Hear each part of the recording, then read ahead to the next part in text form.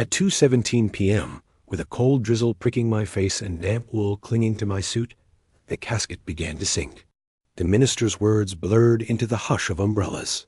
In my pocket, a silenced phone buzzed like a trapped bee. I looked anyway. The screen read, Evelyn Tran, Laura's boss. My thumb hovered. I stepped behind a maple, between stones etched with strangers, and answered in a whisper. Evelyn? Her voice was thinner than I'd ever heard it. You need to see this now. Breath fogged the line. A sealed envelope and a password-protected drive just appeared in our compliance archive.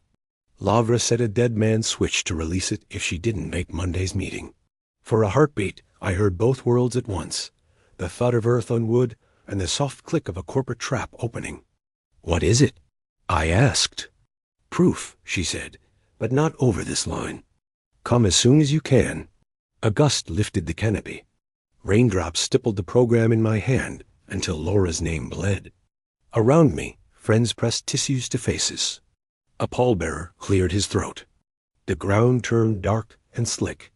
I stared at the hole where my life was disappearing and thought of passwords, ledgers, and the way Lavra chewed her lip when she was sure and scared at the same time. Duty pulled both ways, sacred and practical. Grief and defense. I wasn't supposed to answer at my wife's funeral, but I did. I'm Michael Grant, 62, a retired high school principal who still wakes before dawn out of habit. Laura was 59, my wife for 34 years, and senior controller at Lakefront MedTech, the glass tower on Wacker. Last week, she died in a single-vehicle crash on Lakeshore Drive. CPD called it an accident. Lines on her report, boxes ticked, condolences offered. Today, we lowered her, and the lily mixed with wet earth until the scent turned sweet and heavy. Our life had been measured in anniversaries. All games, Saturday pancakes, not subpoenas. We knew seat numbers more than stock charts, even though Laura managed our retirement with the same quiet competence she brought to her ledgers. Options RSUs, the health benefits she kept reminding me to file suddenly, all of it was a question mark I could feel in my throat. When Evelyn called during the service and whispered, "You need to see this," the ground shifted from grief to something with edges. Laura had hinted, in her careful way, that the quarter felt off. Freight too high for shipments. Vendors she didn't recognize. She never gossiped. She documented. She said numbers tell you when people lie. If she said a dead man's switch, she believed the lie was big enough to outlast her breath. That idea scraped against the inside of my chest. I held the program with her name, bleeding under the rain, and thought of reputations and legacies. If she had uncovered something ugly at LKM, her company would try to steady the ship, markets would shiver, and people would look at me like I was holding a smoking file. If she was wrong, the woman I loved would be remembered for a ghost story, not for the rigor that made her indispensable. Either way, our future, our mortgage-free plans. Our travel list, the safety net of her benefits hung on what waited in a fluorescent room that smelled like copier toner. I put the phone back in my pocket and watched the last umbrella tilt toward the cars. When the last handful of soil fell, I drove straight to Evelyn's office. Fluorescent light hummed when I stepped into Evelyn's office, the scent of copier ozone riding the stale air. She closed the door, pulled a manila envelope from her bottom drawer, and turned it so I could see the handwriting on the flap. Laura's neat block letters. If I'm right, start with vendor 4829 EOM. My throat tightened at the EOM. Her end-of-month shorthand. A private joke whenever she tried to messes others, left behind. Evelyn slid the contents across the desk. A scuffed USB drive. A torn page from a ledger. Numbers in Laura's hand, with arrows pointing to freight variance greater than 3. A yellow post with 2 names circled, Norwood Logistics LLC and BW. I stared at the loops and angles of her pen. As intimate as a love letter and twice as urgent. There's more, Evelyn said. Unlocking Laura's work phone with the code Laura had given her as backup months ago for quarter-close emergencies. She opened voice memos. Timestamp, 10:38 p.m., Friday. Laura's voice filled the small room, steady and tired. If anything happens to me, Brent Wallace is running invoices through a fake vendor. Do not use company Wi-Fi. Call Michael. Copy everything offline. She paused on the recording, and I could hear her swallow, then the scrape of a chair. Start at vendor 4829. I felt heat in my face, then cold. Brent Wallace was the CFO, the company's public calm on earnings calls, the man who shook my hand at holiday parties and asked after our son. BW on the post. It wasn't a riddle. It was a line drawn in thick ink. I ran my finger along the ledger edge, and it rasped like cloth. Outside the glass, the floor hummed with printers and distant phones. Inside, it was just me, Evelyn, and Laura's careful breadcrumbs. Proof you could touch. Her handwriting, a vendor code specific enough to tempt a detective, a voice that made denial impossible. Grief sat beside me, but it made room for something sharper. I steadied myself, but I needed more than a note, and a voice memo. We left the glass tower without another word. Evelyn said the elevators log every badge swipe. I pictured security replaying our floor. On Whacker, the wind cut through my coat and the rain came sideways. We ducked under the L at Wabash, where River North smelled like wet concrete and burnt espresso, and slid into a corner booth at a coffee shop with fogged windows. She opened a personal laptop and killed Wi-Fi. Offline only, she said. The scuffed USB went into a cheap dongle with a soft click. I photographed the envelope and drive on the table, time-stamped on my phone, and wrote the chain of custody in my pocket notebook. 3:11 p.m. Received from Evelyn Tran, sealed. 3:24 p.m. Opened in my presence. No company network used. Umbrellas dripped from a rack by the door. The barista hissed milk into foam. Overhead, the L rattled like loose change in a metal tin. The drive held folders named like a map. Invoices. ACH. Vendor master. Calendars. Invoices open to a grid Laura would have love dates, PO numbers, cost centers. A column jumped out. 4,829. We filtered by that vendor ID. The name, Norwood Logistics, LLC.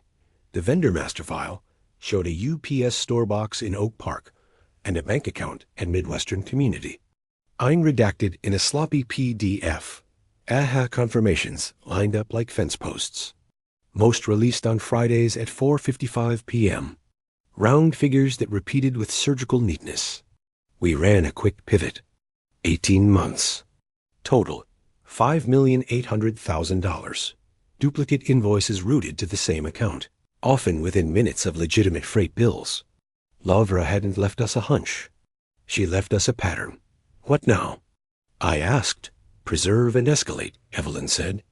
We generated file hashes and saved them on 2 fresh thumb drives I bought at the register, labeled and initialized.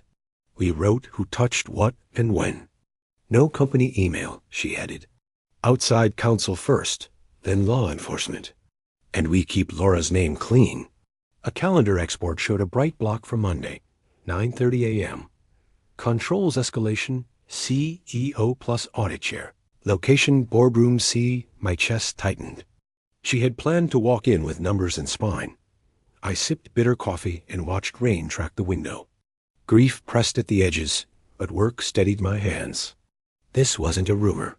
It was arithmetic with consequences. Evelyn pinched her nose. We can't tip the board yet, she said.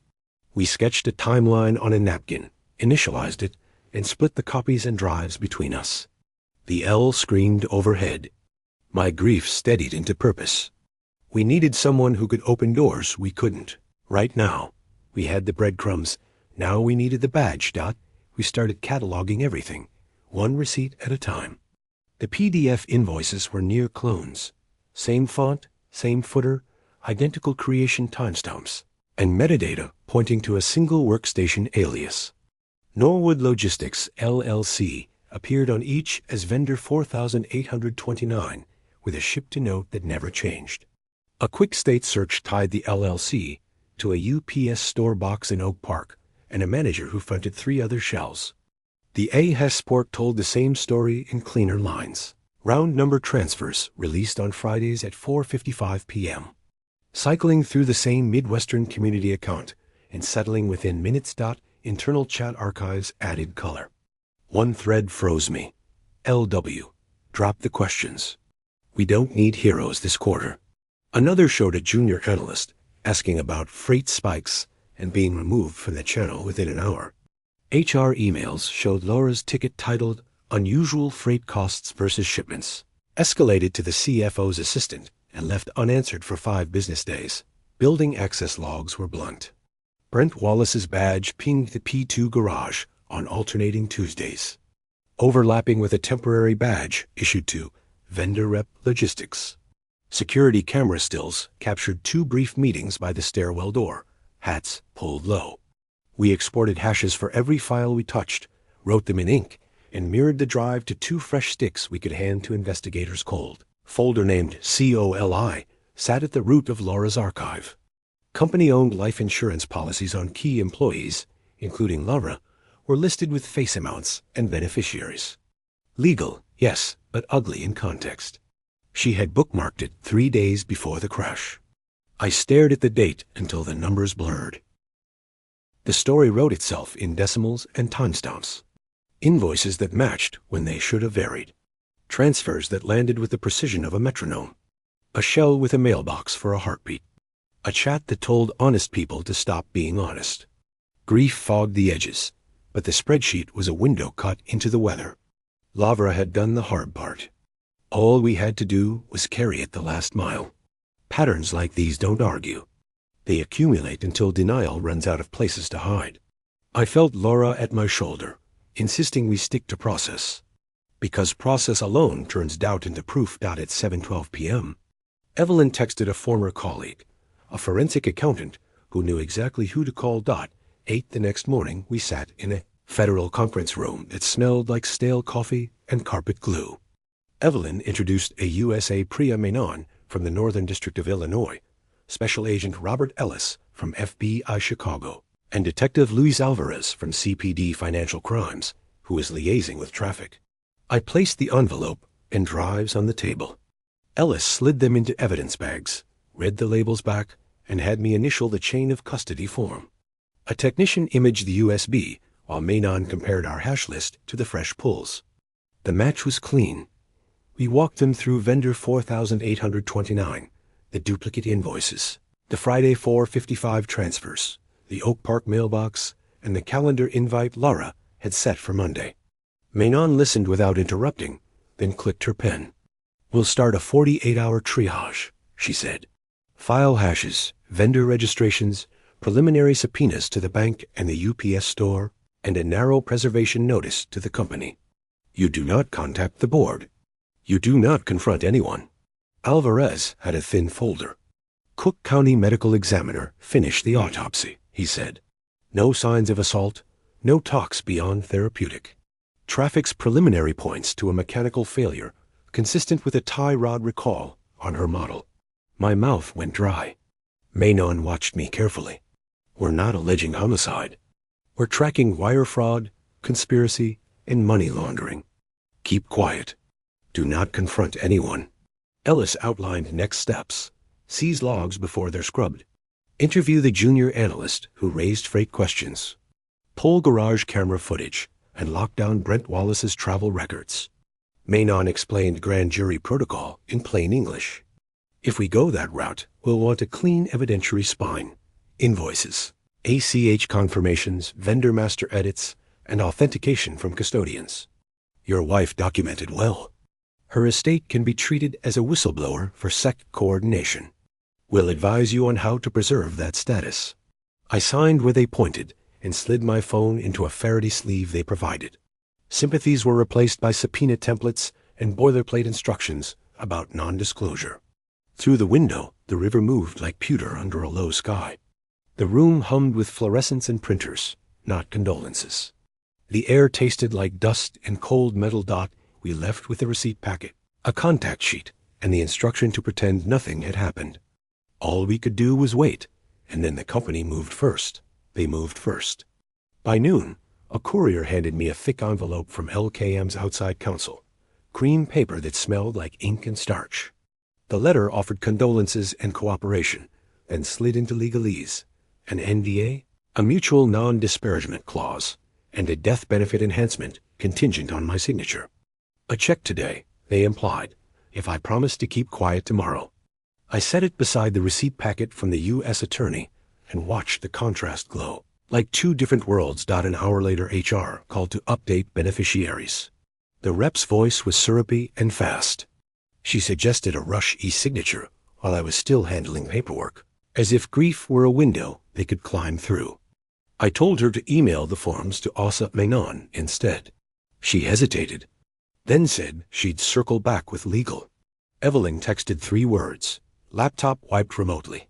IT had pushed a mobile device management command that scrubbed Laura's work machine and reset her phone. Menon answered within minutes, issuing a preservation order and warning the board that destruction would be noticed. My stomach churned. Corporations sent sympathy bouquets. The feds sent subpoenas. By evening, the rumor mill spun. A trade blog ran, controller errors under review. A story fed by sources familiar with the matter. Evelyn was pulled from standing meetings to focus on healing. Brent Wallace appeared on CNBC under a banner that read LKM steady through. Volatility, his voice warm, his tie calm, and investors reassured. Watching him made my teeth ache. Doubt slipped in like a draft under a door. Was I staining Laura's legacy? Was the love of my life about to be recast as a cautionary footnote? Then preparation answered fear. An alert came in from Menon. The SEC Chicago office had received a parallel tip from a burner Proton mail. The attachments matched Laura's files down to the hash values. The writing quirks in the body, her clipped dates, her hyphenated cross-check, were hers. She had anticipated spin and mirrored the drop. The night stretched thin. My phone sat face down on the table beside a cold cup of coffee and the unopened NDA. I thought of Laura's steady hands labeling folders, the way she chose process over panic. We had done our part. The rest belonged to the clock, the agencies, and the math they trusted. And then, at 6:03 a.m., my phone lit up on the lock screen. Warrants authorized. By sunrise, the photos started landing on my phone. Blue windbreakers in the lobby. Evidence boxes, a strip of yellow tape across the server room. CPD secured the racks, while FBI agents fanned through Brent's suite, bagging laptops and a stack of printouts. Evelyn's last photo was a cheap spiral ledger pulled from a credenza. A ballpoint scrawl on the inside cover, NWL 4829. The letters looked careless. The numbers did not dot at 9:12. Asa Menon called. Warrants were executed at Brent's condo, too. Devices seized, a home safe drilled, a thumb drive found behind framed art. An agent read him the charges on the spot: wire fraud, conspiracy, money laundering. He said nothing. No talking points, no patient smile. They walked him out in a dark suit and gym shoes, wrists pinned, head down. The company moved to contain the blast. The board suspended the CEO, pending investigation, and announced a special committee, chaired by the audit chair. A press release hit the wire before lunch, thick with phrases like cooperation with federal authorities and control remediation. It praised the company's values and thanked stakeholders for their continued trust. It did not say Laura's name. The indictment numbers were blunt. 5.8 million siphoned over 18 months. 3 shell vendors, 2 complicit staffers who helped steer approvals and reconcile the lies. Seeing it in a charging document turned our decimals into consequences. My shoulders dropped for the first time in days, then tightened again. Relief lives next to anger when someone you trust sells the air you breathe. On TV, yesterday's CNBC clip replayed beside fresh footage of Brent stepping into a black SUV, cuffed and silent. Confidence has a sound. So does the click of steel? But prosecutors still needed to explain how it worked, and what Laura knew. We sat with Dr. Marsha Patel, CPA-CFF, in a windowless room where the air conditioner hummed and my coffee had gone cold. She uncapped a marker, drew 3 boxes, and said, "It's a classic pass-through. Box 1, LKM accounts payable. Box 2, vendor 4829, Norwood Logistics, LLC. Box 3, Midwestern Community Bank, Arrows turn Friday at 4:55 p.m. every time. Duplicate freight invoices mirror the real ones, she said. They ride the same cost centers, but they point to the shell. Because a trusted override list disables the second approver and three-way match. Accounts payable pays them without a fight. Another line jumped from the Norwood account to a personal account in a different bank. Brent's brother, she said, tapping the arrow. Then out again to an entity labeled consulting fees. That's how the money is laundered back. She circled a printed chat. LW dropped the questions. We don't need heroes this quarter. Intent, she added, in their own words. She flipped to Laura's worksheet. Freight to shipments ratios spiked in Q2 and stayed high. She charted variance and flagged a 3 standard deviation anomaly, Patel said. 3 sigma is not noise. It's an alarm. Menon leaned forward. We have vendor registrations, bank confirmations, access logs, and the ledger you found. We don't have evidence tying Brent to the crash. Traffic's reconstruction points to a manufacturer tie rod recall. We charge what we can prove. This case is about money and deception, not homicide. The internet had already started turning tragedy into conspiracy. The prosecutors were building a spine from documents. Not ghosts. Patel outlined next steps. Authenticate invoices and ACHs. Trace Norwood's IN to the mailbox company. Link the brother's account and prepare her charts for the grand jury. The scheme ran 18 months, siphoning $5.8 million through 3 shells with help from 2 insiders, she said. Menon added, we'll seek asset freezes, forfeiture, and restitution. Facts clicked into place, harsher than rumor and cleaner than grief. Laura had done the math. Now the math would speak for her. With the scheme mapped, it was time to close the loops Laura cared about. With the scheme mapped, we turned to paperwork and consequence. The probate court named me executor of Laura's estate. AUSA Menon logged Laura's archive as originating evidence and qualified her as a victim. If the SEC secures sanctions, the estate could receive whistleblower credit. CPD coordinated with the SEC Chicago office to align subpoenas and preserves. The court froze Brent's assets pending forfeiture. Accounts, the condo, 2 cars, and a trust funded during the scheme. The restitution schedule targeted $3.9 million, net of recovered funds and potential insurance. Menon warned me restitution is a promise, not a check. But seeing a number attached to harm steadied me. The board triggered clawbacks, suspended incentive pay, restated earnings, and filed an 8K before the market opened. A special committee assumed control remediation. The press release used careful words. It still did not say Laura's name. The condolences and cooperation NDA sat on my counter like spoiled fruit. I declined in writing. HR processed Laura's earned RSUs and life insurance under the plan no enhancements, no strings. Our counsel filed a narrow civil claim to toll statutes and preserve the estate's rights against individual wrongdoers, the CFO, his brother, and the 2 insiders, not the company's rank and file. We formalized custody of Laura's files, producing originals to the government and retaining mirrored sets with hash reports. Evelyn placed her letter in the record, identifying the chain of discovery. Quietly, we closed obvious loops, insurer notices, corrected beneficiary forms, and a request to tether Laura's name to fact. Not rumor-about accountability felt different than hush money. Toner, dust, ink that stains. It wasn't quick or clean, but it held. Paper losses stayed on paper. Tangible restitution began to inch forward. Laura's ledger had spoken for her. At last, months later, we gathered again not for a funeral, but for a dedication. 6 months later, Brent pleaded guilty. The judge gave him 78 months, 3 years supervised release, and a restitution order that will follow him. The 2 staffers who helped took lesser time and fines. LKM paid for an ethics overhaul, hired an outside monitor, and endowed a scholarship at UIC in Laura's name. I took $25,000 from recovered funds and started the Laura Grant Fellowship for internal auditors. A small seed for people who want to do the quiet. Brave work she did. The SEC matter is still pending. If sanctions come, Laura's estate may qualify for 10 to 30%, or nothing at all. I learned not to plan on windfalls. I plan on the next step, next letter, next breath. I visit her bench on the lakefront when the wind is up and the gulls argue over the pier. I wear her ring on a chain, and its weight taps my chest with each step. Grief still comes in waves. On good days I wade until the water feels like a memory. On bad days it knocks me under. Money does not return time. It only measures what was taken.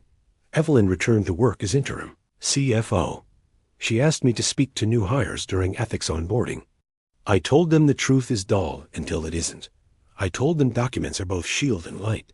When I finished, Evelyn nodded and said, "Document everything. Do the right thing. Ask for help." The hole Laura left hasn't closed. But the good her work still does keeps drawing a clean line through the noise. In the end, Lavra taught me one last lesson.